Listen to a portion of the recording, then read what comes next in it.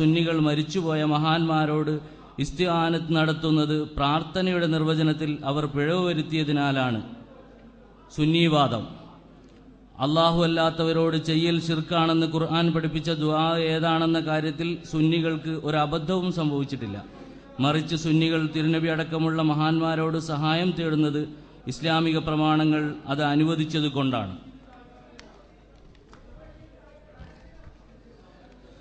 2. ഒന്നാമത്തെ സെഷനിൽ സുന്നി വിഭാഗം അവരുടെ വിഷയം അവതരിപ്പിക്കുന്നതും മുജാഹിദ് വിഭാഗം അതിന് മറുപടിയായി വിഷയം അവതരിപ്പിക്കുന്നതുമാണ്. രണ്ടാമത്തെ സെഷനിൽ മുജാഹിദ് വിഭാഗം വിഷയം അവതരിപ്പിക്കുന്നതും സുന്നി വിഭാഗം അതിന് മറുപടിയായി വിഷയം അവതരിപ്പിക്കുന്നതുമാണ്.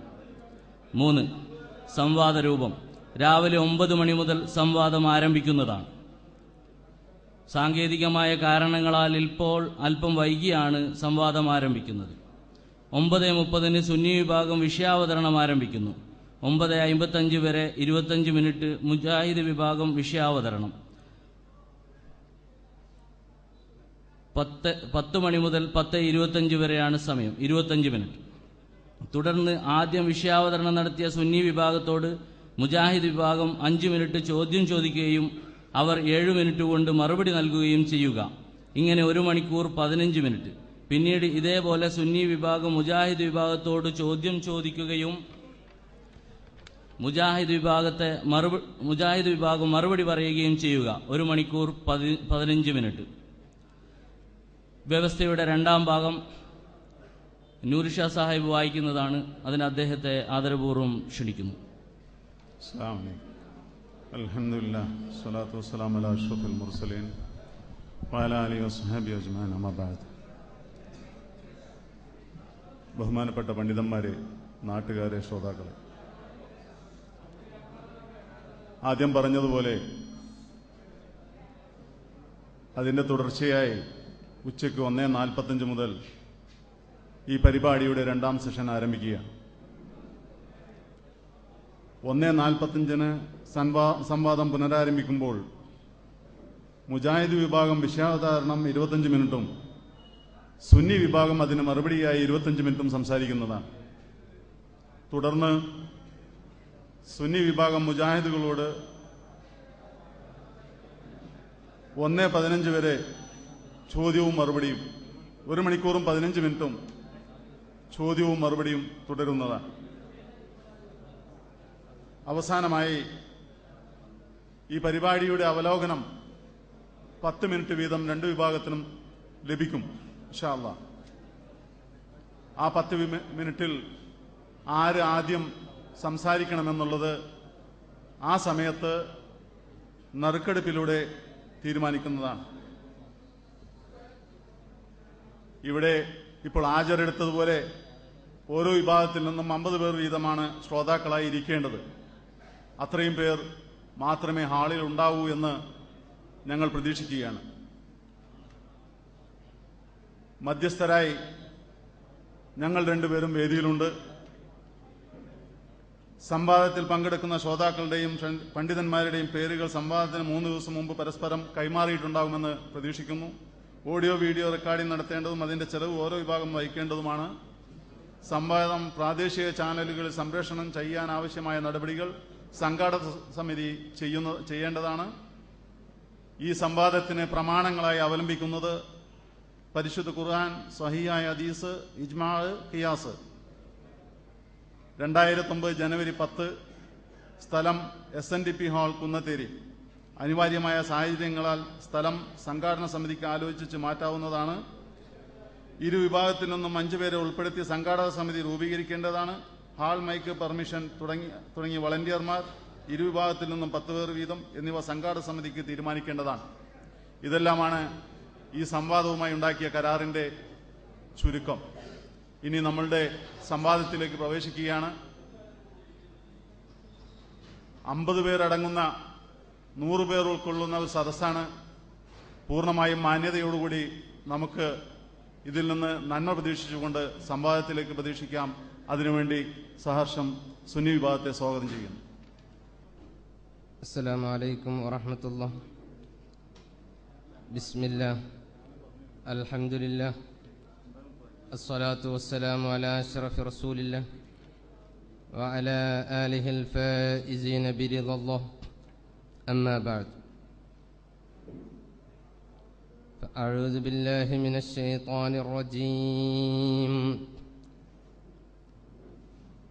بسم الله الرحمن الرحيم. وأن المساجد لله فلا تدعوا مع الله أحدا. وقال النبي صلى الله عليه وسلم: وإني والله لا أخاف عليكم أن تشركوا بعدي. ഏറ്റവും ബഹുമാനാദരങ്ങൾ നിറഞ്ഞ പണ്ഡിത സുഹൃത്തുക്കളെ, മറ്റു ശ്രോതാക്കളെ,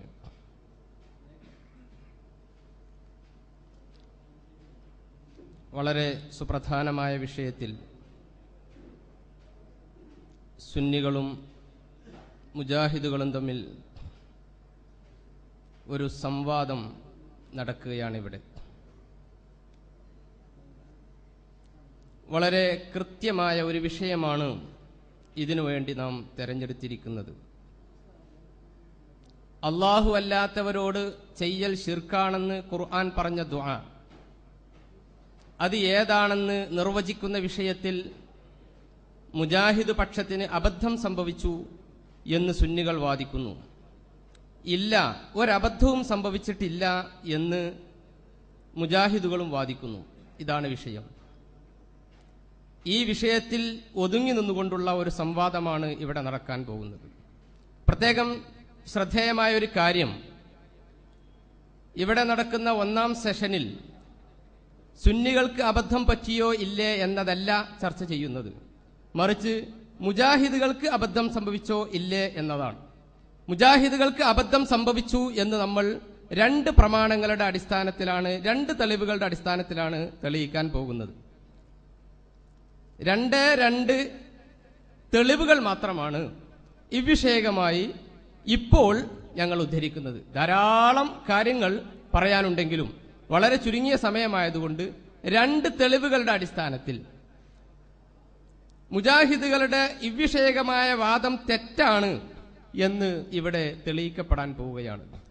ആമുഖമായി ചില കാര്യങ്ങൾ പറയട്ടെ.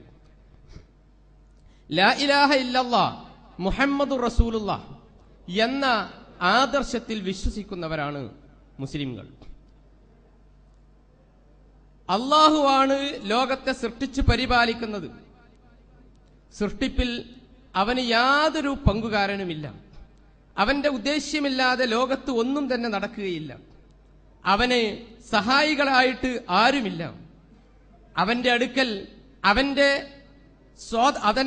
ഉദ്ദേശ്യമില്ലാതെ, അവന്റെ അനുവാദമില്ലാതെ ശുപാർശ ചെയ്തുകൊണ്ട് എന്തെങ്കിലും കാര്യം സാധിപ്പിക്കുവാൻ ആർക്കും തന്നെ സാധിക്കുകയില്ല. ഈ ആദർശത്തിനെതിരായി പല ആളുകളും ലോകത്ത് ശിർക്ക്പരമായ വിശ്വാസങ്ങൾ വെച്ചു പുലർത്തുന്നുണ്ട്. വിശുദ്ധ ഖുർആൻ ഏറ്റവും ശക്തമായി വിമർശിച്ച ഒരു വിഷയമാണ് ശിർക്ക് എന്ന് പറഞ്ഞാൽ. അള്ളാഹുവിന്റെ അധികാരത്തിൽ, അവകാശങ്ങളിൽ പങ്കുചേർക്കുന്ന പ്രവണത ലോകോൽപത്തി മുതൽ നമുക്ക് കണ്ടെത്താൻ സാധിക്കുന്നതാണ്. വിശുദ്ധ ഖുർആൻ വളരെ ശക്തമായ ഭാഷയിലാണ് ഇതിനെ വിമർശിക്കുന്നത്. യാ ബുനയ്യ ലാ തുശ്രിക് ബില്ലാഹ് ഇന്നശ്ശിർക ലദുൽമുൻ അളീം. വിശുദ്ധ ഖുർആൻ നമ്മെ പഠിപ്പിക്കുകയുണ്ടായി.